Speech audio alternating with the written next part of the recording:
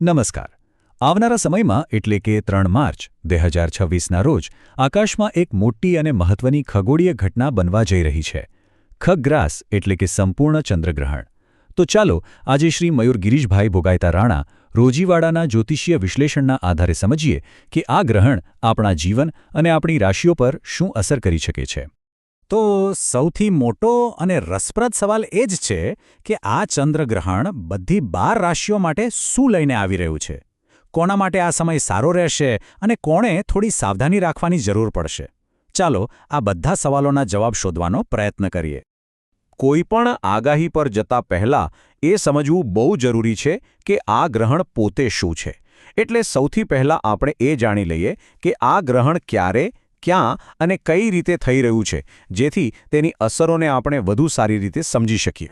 જ્યોતિષની દ્રષ્ટિએ આ બહુ મહત્વનું છે, કારણ કે આ સંપૂર્ણ ચંદ્રગ્રહણ સિંહ રાશિમાં અને પૂર્વા ફાલ્ગુની નક્ષત્રમાં થવાનું છે. હવે સિંહ રાશિ અને પૂર્વા ફાલ્ગુની નક્ષત્રનું આ જે કોમ્બિનેશન છે એ જ આ ગ્રહણને ખાસ બનાવે છે અને તેની અસરોને વધુ ઊંડી અને વ્યાપક બનાવે છે. એટલે એવું બિલકુલ નથી કે ગ્રહણ સિંહ રાશિમાં છે તો એની અસર ખાલી સિંહ રાશિ પર જ થશે. ના, એવું નથી. આની અસર તો બધી જ એટલે કે 12 રાશિઓ પર કોઈને કોઈ રીતે પડવાની જ છે. તો ચાલો હવે એક પછી એક રાશિઓ પર નજર કરીએ. ચાલો તો આ વિશ્લેષણની શરૂઆત આપણે સારા સમાચારથી કરીએ. સૌથી પહેલા એ રાશિઓ વિશે વાત કરીએ જેમના માટે આ ચંદ્રગ્રહણ શુભ અને ફાયદાકારક સાબિત થઈ શકે છે. જ્યોતિષીય ગણતરી પ્રમાણે 5 રાશિઓ એવી છે જેમના માટે આ સમય સારો રહી શકે છે. આ રાશિઓ છે મેષ, મિથુન, તુલા, ધનુ અને કુંભ. આ રાશિના જાતકો માટે ગ્રહણ સકારાત્મક પરિણામો લઈને આવી શકે છે.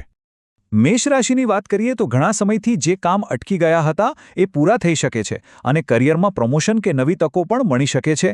જ્યારે મિથુન રાશિના જાતકોનો આત્મવિશ્વાસ વધશે, જેના કારણે એમને કામ પર નવી જવાબદારીઓ અને પ્રશંસા બંને મળવાની પૂરી શક્યતા છે. આ સિવાય તુલા રાશિ માટે સમૃદ્ધિના યોગ બની રહ્યા છે, તો ધનુ રાશિ માટે ભાગ્યનો પૂરો સાથ મળશે, ખાસ કરીને રોકાણના મામલે. અને કુંભ રાશિ માટે અટવાયેલા પૈસા પાછા આવી શકે છે અને સમાજમાં એમનું માન સન્માન પણ વધી શકે છે. સારા સમાચાર પછી હવે એ પણ જોવું જરૂરી છે કે કોણે થોડું સાચવીને ચાલવાની જરૂર છે, કારણ કે કેટલીક રાશિઓ એવી પણ છે જેમના માટે આ ગ્રહણ થોડા પડકારો લઈને આવી શકે છે. તો આ 7 રાશિઓ છે વૃષભ, કર્ક, સિંહ, કન્યા, વૃશ્ચિક, મકર અને મીન. આ રાશિના જાતકોએ ગ્રહણના સમયગાળા દરમિયાન થોડી સાવધાની રાખવી ખૂબ જરૂરી છે. ચાલો જોઈએ કે એમને કઈ બાબતોનું ધ્યાન રાખવું પડશે. વૃષભ રાશિના જાતકોએ મનને શાંત રાખવું પડશે અને ખાસ કરીને પ્રોપર્ટીના નિર્ણયોમાં ઉતાવળ ન કરવી. હવે વાત કરીએ કર્ક રાશિની, જેનો સ્વામી ખુદ ચંદ્ર છે, એટલે એમના પર આ ગ્રહણની ભાવનાત્મક અસર થોડી વધારે ઊંડી હોઈ શકે છે. એમને માનસિક તણાવ અને ખર્ચ પર નિયંત્રણ રાખવાની સલાહ છે. અને હા, સિંહ રાશિ, એના પર તો ખાસ ધ્યાન આપવું પડશે. કેમ? કારણ કે ગ્રહણ જ એમની રાશિમાં થઈ રહ્યું છે. આથી એની સૌથી સીધી અને તીવ્ર અસર સિંહ રાશિ પર જ જોવા મળશે. એટલે એમને ગુસ્સા પર કાબૂ રાખવો અને ઉતાવળમાં કોઈપણ મોટો નિર્ણય લેવાનું ટાળવું અત્યંત જરૂરી છે. કન્યા રાશિએ ખર્ચ અને સ્વાસ્થ્ય પર ધ્યાન આપવું પડશે. તો વૃશ્ચિક રાશિએ ઓફિસમાં શાંતિ જાળવવી પડશે અને ઉપરી અધિકારીઓ સાથે વાદ વિવાદથી બચવું પડશે. અને છેલ્લે મકર અને મીન રાશિ માટે સલાહ છે કે તેઓ પોતાના સ્વાસ્થ્યનું ખાસ ધ્યાન રાખે અને કોઈ છુપી ચિંતાથી પરેશાન ન થાય. તો આ બધી અસરો તો ઠીક, પણ આ ગ્રહણનો ચોક્કસ સમય શું છે? સૂતક ક્યારે લાગશે? ચાલો એની વિગતો પણ જાણી લઈએ, જે બહુ જ મહત્વની છે. તારીખ નોંધી લેજો, 3 માર્ચ 2026. સૂતક કાળ એટલે કે ગ્રહણ પહેલાંનો જે અશુભ સમયગાળો ગણાય છે એ સવારે 6:20 શરૂ થઈ જશે.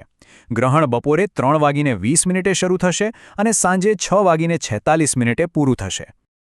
ચાલો આટલી બધી માહિતી પછી આખી ચર્ચાને એકદમ ટૂંકમાં ફરીથી જોઈ લઈએ, જેથી બધું બરાબર યાદ રહી જાય અને કોઈ ગૂંચવણ ન રહે. જો આ એકદમ સ્પષ્ટ છે.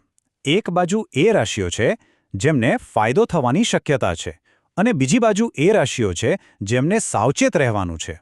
આનાથી આખી વાતનો સાર તરત સમજાઈ જશે અને એ યાદ રાખવામાં પણ સરળ રહેશે. અને અંતમાં આ બધી જ જ્યોતિષીય માહિતી પછી સૌથી મોટો સવાલ એ ઊભો થાય છે કે ભલે પરિણામ ગમે તે હોય, આ ગ્રહણની જે શક્તિશાળી ઊર્જા છે એનો આપણે બધા સકારાત્મક રીતે શ્રેષ્ઠ ઉપયોગ કેવી રીતે કરી શકીએ? આ પ્રશ્ન પર વિચાર કરવો એ જ કદાચ આજના વિશ્લેષણનો સાચો હેતુ છે. વિચારવા જેવો પ્રશ્ન છે, ખરું ને?